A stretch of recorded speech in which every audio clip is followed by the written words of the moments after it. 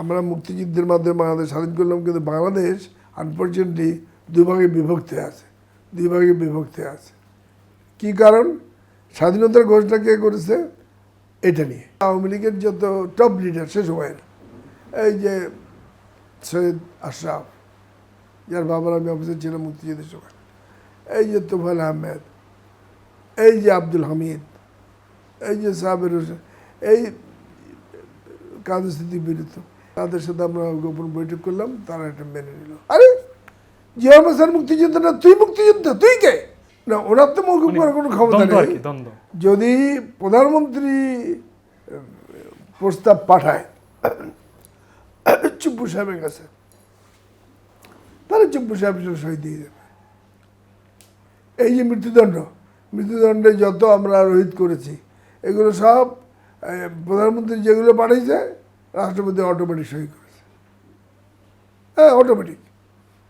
আচ্ছা, আপনার একটা কথা বলছেন যে ওই কাদের সিদ্দিকী সাহেব এবং সোহেল তাজ, সাবের হোসেন চৌধুরী, ওনারা রিফাইন আওয়ামী লীগ গঠন করতে আছে। আপনার কি মনে হয় যে আপনার কি তাদের সাথে কথা হয়েছে, সোহেল তাজ এবং কারো সাথে কথা হয়েছে, আবার আমার অন্যান্য অফিসারদের কথা হয়েছে, আমি দেখুক না। আচ্ছা, মোরোভার আমি আরেকটা বিষয় বলতে চাই, আমি আমাদের মুক্তিযোদ্ধা অফিসারদের নিয়ে এই ডিভিশনগুলো আমরা ঘুরে আসছি, সেখানে মত বিনিময় করেছি মুক্তিযোদ্ধাদের সাথে। আমাদের মধ্যে একটা আলাপ আলোচনা, এটা আজকে না, এইটা আলাপ আলোচনা 2010 থেকে আমরা করেছি, যে আমরা মুক্তিযুদ্ধের মাধ্যমে বাংলাদেশ স্বাধীন করলাম, কিন্তু বাংলাদেশ আনফর্চুনেটলি দুভাগে বিভক্তি আছে। কি কারণ? স্বাধীনতার ঘোষণা কে করেছে? এটা নিয়ে দুই ভাগে বিভক্ত হয়ে আছে বাংলাদেশ। তো আমরা মুক্তিযুদ্ধরা আসে 2010-12 থেকে আলাপ আলোচনা করছি, করে আমরা we came to A conclusion in 2019 যে বঙ্গবন্ধু জাতির জনক আর জেনারেল জিয়াউর রহমান বঙ্গবন্ধুর পক্ষে স্বাধীনতার ঘোষক, এইটা আমরা বাংলাদেশে এস্টাবলিশ করে দেব, যাতে করে বাংলাদেশ যাতে যে দুই ভাগে বিভক্ত হয়ে আছে, এটা যাতে ঐক্যবদ্ধ হয়ে জোয়া লেগে যায়। তা নইলে একটা জাতি বিভক্ত হয়ে থাকলে বহিঃশত্রুরা, দুশ্মনরা সুযোগ পায় বাংলাদেশের জাতির উপর আঘাত করতে। এই বিষয়ে 2019 বা 20 সালে G20 হয়েছিল ইন্ডিয়ায়। আমি তখন ভারতের পররাষ্ট্র প্রতিমন্ত্রী ছিলেন জেনারেল ভিকে সিং। আই ফট with him in the same bunker in 71। উনি আমাকে দাওয়াত দিয়েছিলাম, আমরা গেছিলাম। আমাদের সাথে তারেক রহমান সাহেব তখন লন্ডনে, তারেক রহমান সাহেব একজন বিশ্বস্ত প্রতিনিধি গেছিলেন, তিনিও আমাদের সাথে ওই ভারতের মন্ত্রী এবং এনএসএদের সাথে দেখা করেছিলেন, এবং উনি কিন্তু তারেক রহমানের পক্ষ থেকে এইটা সমর্থন জানিয়ে আসছিলেন। তবে তারেক রহমান সাহেবের পক্ষে ও তার প্রতিনিধি বলেছিলেন যে আমার শেখ হাসিনাকে আমার মার কাছে যেতে হবে হাসপাতালে, যে একই সময় ওরা পাশাপাশি বসবেন, বসে ঘোষণা করবেন যে জিয়াউর রহমান স্বাধীনতার ঘোষক, জিয়াউর রহমান বীরত্ব স্বাধীনতার ঘোষক, আর হাসিনা ঘোষণা করবেন, আর আমার আম্মা ঘোষণা করবেন বঙ্গবন্ধু শেখ মুজিব জাতির জনক। এই ঘোষণা করবেন, এটা তারেক রহমান সাহেবের সম্মতি তার প্রতিনিধি করেছিলেন। কিন্তু ওই জায়গায় এক বিন্দু একটু হেরফের ছিল।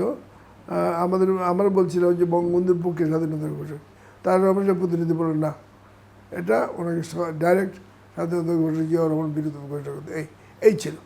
তারপরে আমরা যখন ফিরে আসলাম, আসার পরে আওয়ামী লীগের যত টপ লিডার সে সময়ের, এই যে সৈয়দ আশরাফ, যার বাবার আমি অফিসে ছিলাম মুক্তিযুদ্ধের সময়, এই যে তোফায়েল আহমেদ, এই যে আব্দুল হামিদ, এই যে সাবের হোসেন, এই কাদের সিদ্দিক বিরুদ্ধ, এই যারা বড় বড় লিডার আওয়ামী লীগের,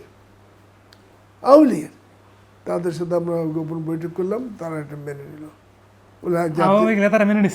হ্যাঁ, তারা বলল যে আমাদের নাম ঘোষণা করবেন না, এখন আপাতত আমরা সমর্থন দিলাম, নাম ঘোষণা করবেন না, জাতিকে ঐক্যবদ্ধ করার কাজে আপনারা যে একটা মুক্তিযোদ্ধারা করতেছেন, আমরা বীর বিক্রম, তারাও কিন্তু এটা সমর্থন দিয়েছে।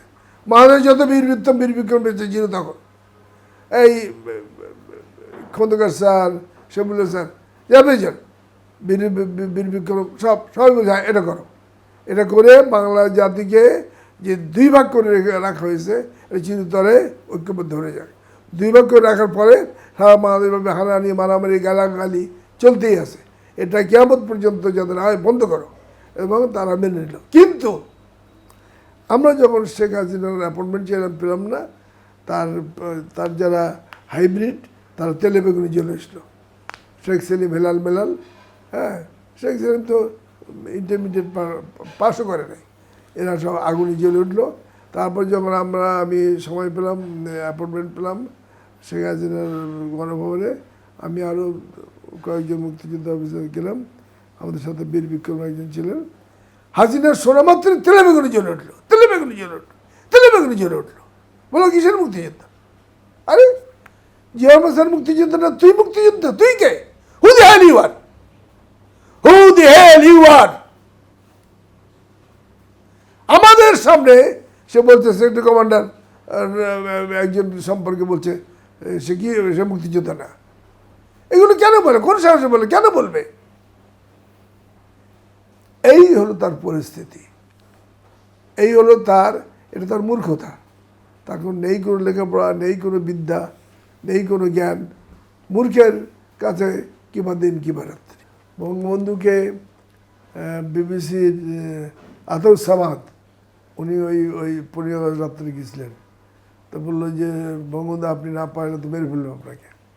আরেকজন গেছিলেন পিএসসির পরিচালক তবিবুর রহমান, বাড়ি যশোর, তার ছবি এবং এটা আমার বইতে আছে।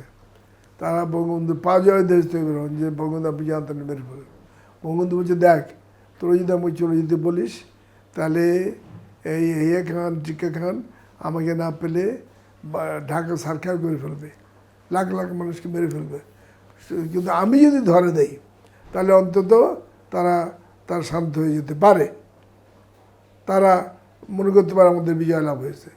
সুতরাং তারা আমাকে পেয়ে গেলে হয়তো আর জেনোসাইড, গণহত্যা, আগুন জ্বালানো পোড়ানো এটা কমিয়ে দিতে পারে। কিন্তু আমাকে না পেলে সমস্ত ঢাকাতে প্রথমে ধ্বংসযজ্ঞ চালাবে, ওই তারপরে বাংলাদেশের সমস্ত গ্রামগুলো জ্বালাবে। আমাকে পেয়ে গেলে তারা হয়তো মনে করবে যে আমাদের বিজয় লাভ হয়ে গেছে। সেই জন্য আমি থাকার সিদ্ধান্ত নিয়েছি।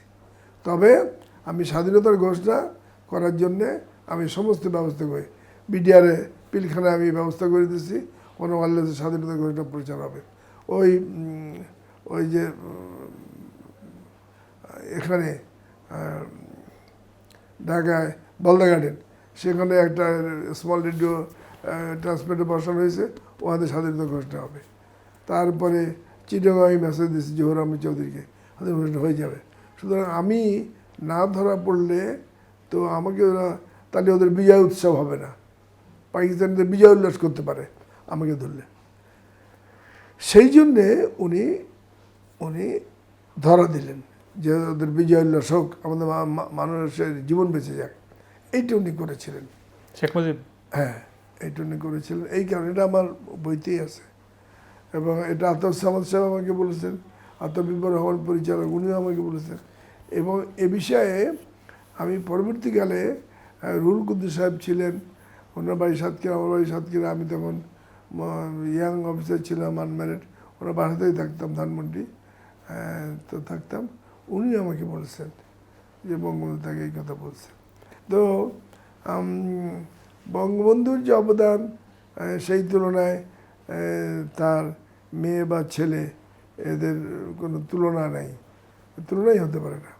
আচ্ছা। এবং শেখ হাসিনার শাসনকাল বাংলাদেশে একটা কৃষ্ণ অধ্যায় বলে ইতিহাসে লিপিবদ্ধ থাকবে।